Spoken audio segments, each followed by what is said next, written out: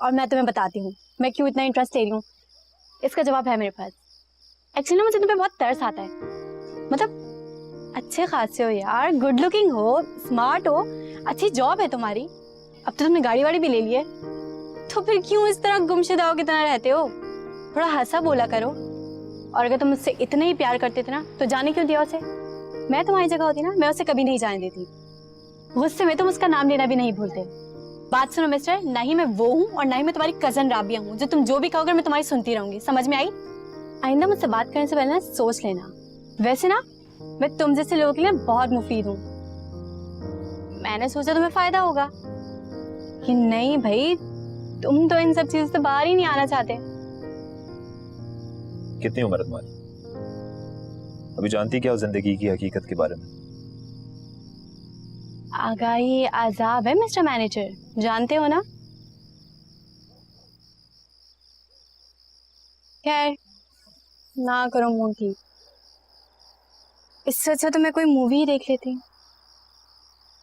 चलती हूँ मैं, बाय। क्या जानना चाहती हो? ये हुई ना बात, अब आए ना तुम लाइन पे। अब से ना हम दोनों से दोस्त हैं, ठीक है? मिला बात।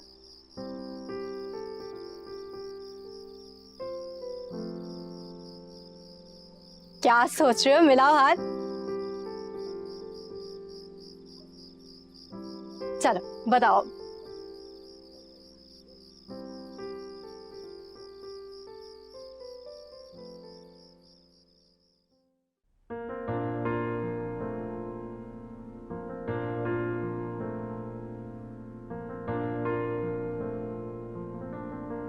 क्या हुआ है? क्यों मुंह फुलाया हुआ अपना?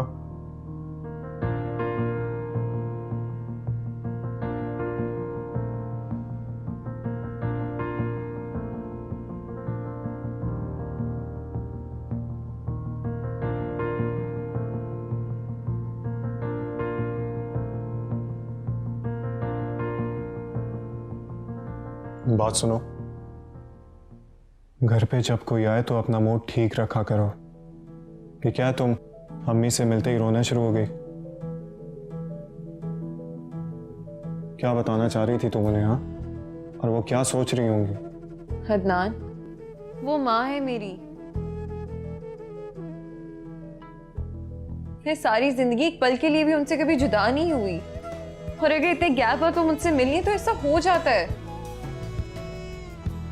ठीक कहा तुमने, जब इंसान किसी से एक पल भी जुदा ना रहा और जब वो जुदा रहे तो ऐसा होता है। और माँ बाप के साथ साथ सिकंदर से भी जुदाई बर्दाश्त कर रही हो तुम।